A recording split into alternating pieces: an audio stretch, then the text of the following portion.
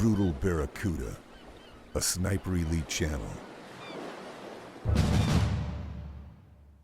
Hey guys, and welcome back to the channel as we check out the final content drop of the first season pass for Sniper Elite Resistance with the Mud and Thunder mission, weapon and skin pack. So join me as I dive a little deeper into this final DLC to see what's included and see if it's worth your hard-earned cash. So first up then we get a new weapon skin with the golden hex skin, and I gotta say this skin makes me a big happy boy. Now I get that weapon skins are the least important thing out of everything that we find in these DLC packs, but I've been waiting for the gold skins of Sniper Elite 4 to make a return, and I'm pleased to see that it has almost finally happened. Now I'm not a huge fan of the whole hex pattern that comes along with it, and I do feel as though the gold camo should have been the standard mastery skin in both Sniper Elite 5 and Resistance anyway. The only real negative I have about this skin is it's not available on the rifles, which I think is a massive shame. Only our sidearms and our secondaries can have this camo equipped. In Sniper Elite 4 we had the gold camo for every weapon. But I'm not complaining, I'm just happy to see the gold skin make a return. Finally, a DLC weapon skin I'm actually happy with. Who would have thunk it? I love gold!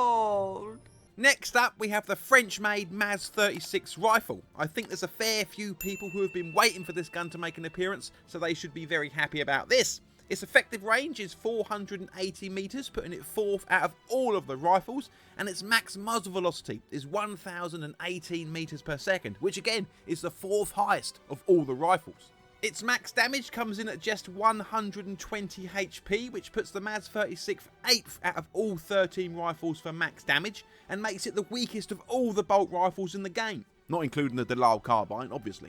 Its max rate of fire is 61 rounds per minute, which puts this second out of all the bolt action rifles, second only to the Lee Enfield, and its lowest possible reload time is 3.14 seconds, which actually gives this rifle the third worst minimum reload time out of them all, along with the second worst aim stability. It does fairly well in the recoil department though, coming in joint second for the lowest possible recoil, and it has great spread accuracy if firing from the hip with rifles is your thing. It comes in third when it comes to fastest time to aim, and it's middle of the pack really when it comes to fastest equip time. Max sprint speed and aimed movement speed is the same for all the rifles except the Springfield. Its max magazine size is 10 rounds and its lowest audible range is 43 metres, making this the third quietest rifle behind the Lee Enfield and the Delisle. It also comes with a max zoom of 6 times on authentic and 12 times on every other difficulty, like most of the rifles really. It's just the ZK420S and the Delisle that have lower zoom capabilities. Unfortunately, it doesn't come with a bayonet, even though all MAZ-36 rifles had integrated bayonets as far as I'm aware, so that's a little bit disappointing. Also, its stock options are incredibly limited. This is the only rifle that doesn't have the usual, bullet loops, rubber butt plate, leather pad, and all the rest of it. Here, all we get is the standard stock and the lightweight X2, which was a folding stock for paratroopers, making this the MAZ-36 CR39, with the design of the stock allowing it to fold over and hug the rest of the rifle. So there's some nice historical accuracy there. It's just a bit of a shame that we're so limited when it comes to other stock options. Now I've tested this gun for a bit, and while it seems to be a perfectly okay rifle, it doesn't really add anything worthwhile to the game. I'd say it's closest to the Lee Enfield probably, but personally I'd never pick this over the Lee Enfield. The Lee Enfield is a far better rifle. But we are in France, so it makes sense for the MAZ-36 to finally make an appearance. Just don't expect too much from it. Next up we have the Browning Auto 5 shotgun, which is a semi-automatic shotgun and only the second shotgun to appear thus far in Sniper Elite Resistance. Its effective range is 50 metres, which is 10 metres more than the effective range of the trench gun. Its max muzzle velocity comes in at 490 metres per second, again beating the trench gun's 420 metres per second, but its max damage comes in at 173 HP, which is 17 HP less than the trench gun's max damage. Its max rounds per minute is 260, which is obviously much faster than that of the pump action trench gun. The Auto 5's minimum reload time is also the best, coming in at 2.23 seconds compared to the 2.95 seconds of the trench gun, and the Auto 5 also has a better max aim stability, coming in at 13 centimeters. Recoil wise, both guns have the same lowest possible recoil, and when it comes to the lowest possible spread accuracy, the Auto 5 comes out on top by 9 centimeters, coming in with a minimum spread of 40 centimeters. Recoil recovery is the same for both guns at 300 milliseconds. Fastest time to aim is negligible with only 8 milliseconds in it, but it's the Auto 5 that comes out on top,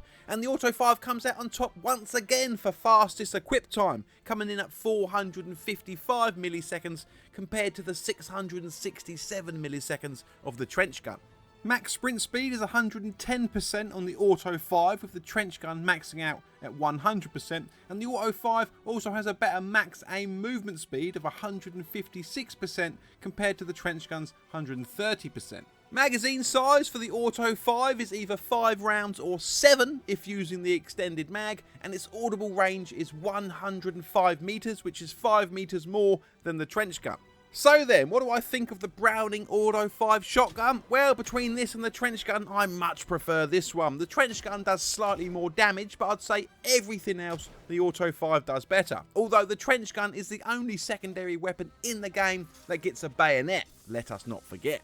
The Auto 5 is incredibly similar to Sniper Elite 5's Sjogren shotgun, which was also a 5-round semi-auto shotgun. In fact, 10 of the 16 stats of the Auto 5 are identical to the Sjogren. But I'd say the Auto 5 is a better weapon. The Auto 5 has better muzzle velocity, better damage, and better spread than the Sjogren, but the Sjogren has better rounds per minute, but not by a huge amount.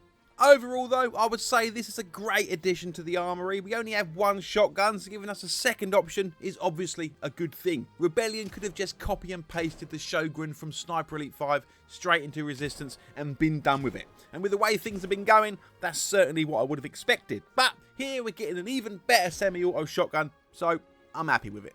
And now we move on to the new campaign mission, Mud and Thunder, which sees Harry return to the north of France to deal with some V2 rockets around the Bay de Vase, which can get incredibly wet and muddy, which is exactly what this mission attempts to portray with its marsh and multitude of vehicles around the map that have got stuck in the mud and just been abandoned.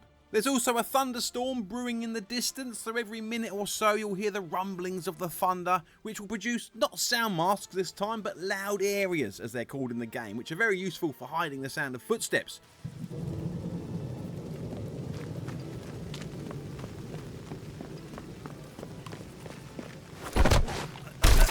Every now and again, at quite long intervals, a V2 rocket will also launch, providing a large map-wide sound mask that lasts for about 40 seconds. Trouble is, you can't actually hear the V2 for half of that, so the rocket sound really needs to be extended, or the sound mask duration reduced. The map itself is huge, with plenty of sniping to be done. Most of the map is played outdoors, with a few exceptions, mainly the research facility.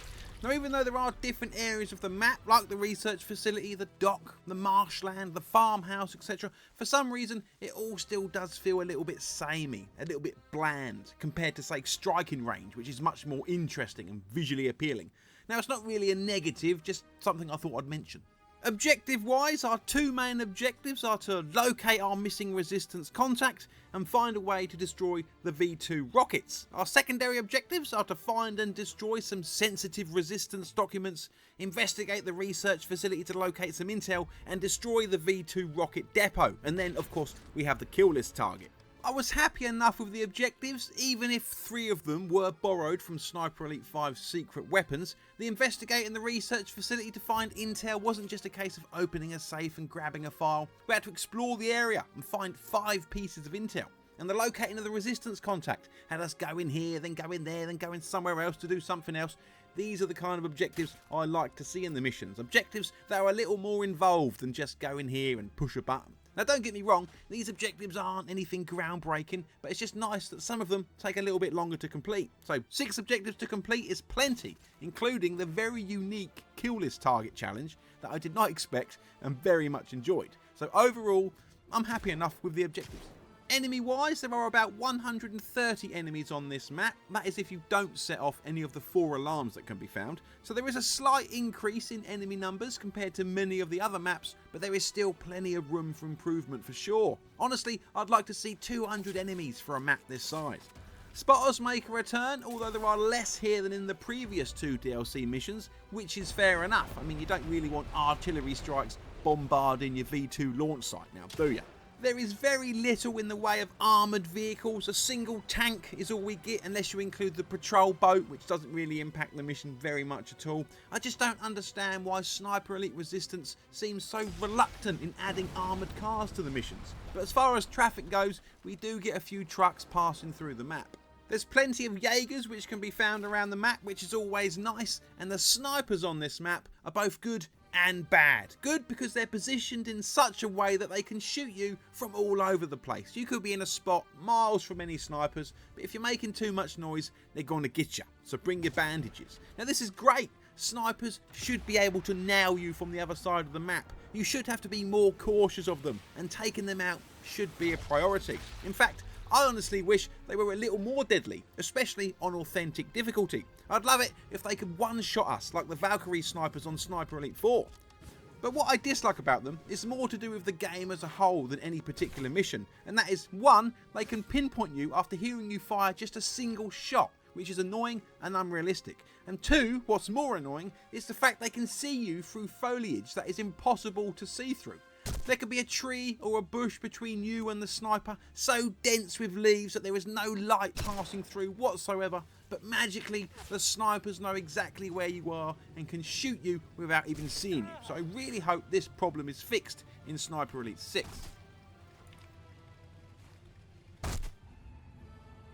So, what didn't I like? Well, I don't like invisible walls for a start. Now, I didn't come across many bugs, but I did find quite a frustrating invisible wall here, as you can see. Invisible walls have been quite the issue in Sniper Elite Resistance, and the problems continue here, it seems. Also, the kill list target can be a little bit buggy, but I did get it to work in the end.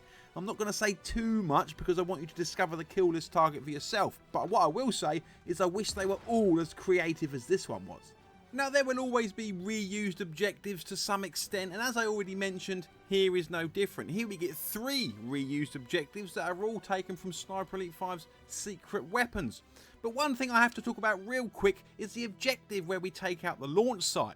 So when searching for some intel on the V2s, Harry makes it quite clear that he doesn't understand any of the intel regarding the V2 rockets. It's all far too technical for him, he says. But then, when it comes to the V2's launch, he tinkers about with a few wires and intentionally redirects the V2 rocket perfectly into another V2 rocket launch site, which I thought was absolutely bonkers considering he hasn't got a clue what he's doing. It actually made me laugh out loud, it was so stupid. I've only played Invasion a few times because so far I've found that I rarely get invaded when I'm playing on this mission. I've played through it twice. First time I only got invaded twice, which was a little bit disappointing. My game was open for Axis invasion for a long time, but I just wasn't getting invaded. And the second time I played through this mission, I only got invaded twice again, and both times the invader immediately backed out. So I'm looking forward to replaying it a bit more and hopefully getting to deal with a few more invaders. I managed to get just over 2 hours out of this mission on my first playthrough, and that was on authentic difficulty and included 2 invasions, so not a bad length. Difficulty wise, it's pretty much what you expect. There's a few more enemies that might make things a bit trickier for some players. One thing I did notice was the enemies seemed to be much more keen on sounding the alarms. Several times just firing a single shot and they were running for the alarm. I don't know if it's intentional for this mission or maybe just the update has changed something, but either way I was pleased with that. That's the way it should be. You break stealth, they should sound the alarm. Plus, there was 4 alarms on this map, which is also more than usual and another good change. The Core Vendetta only had 2 alarms, if I remember correctly. I think Striking Range only had 3, but here we get 4, so that's another small improvement. And the snipers sniping you through trees will likely give you a harder time, so just make sure you got plenty of bandages. But I mean, I managed to finish it with 1 life on my first try, so it's not a huge increase in difficulty, but there is a slight increase, so that's good to see. Anything that makes Sniper Elite a little bit more challenging will always be welcome. So altogether we get 1 new mission, 2 new weapons, even though only 1 is really worth it in my humble opinion, and a weapon skin. But not just any weapon skin, this one is gold. And I love Sniper Elite 4's gold weapon skins, so I'm pleased to see this one.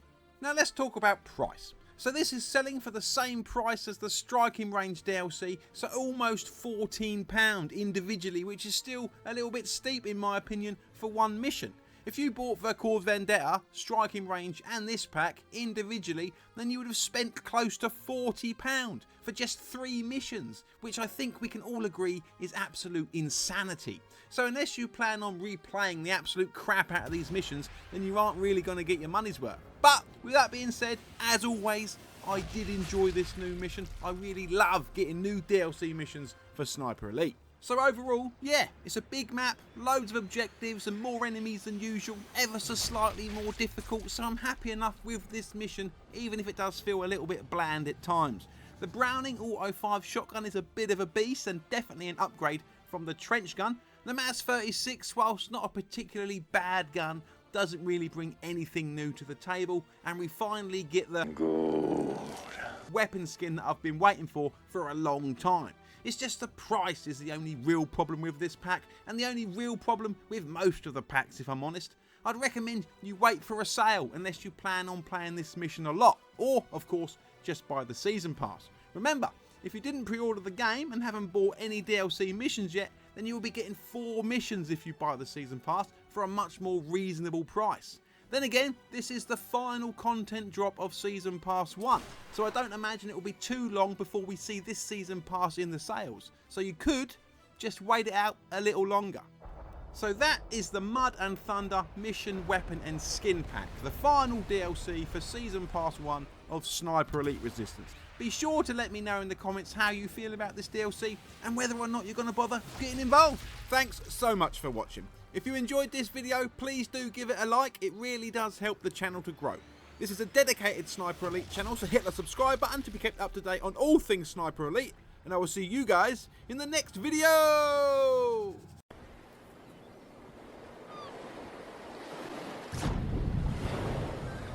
Brutal Barracuda, a Sniper Elite channel.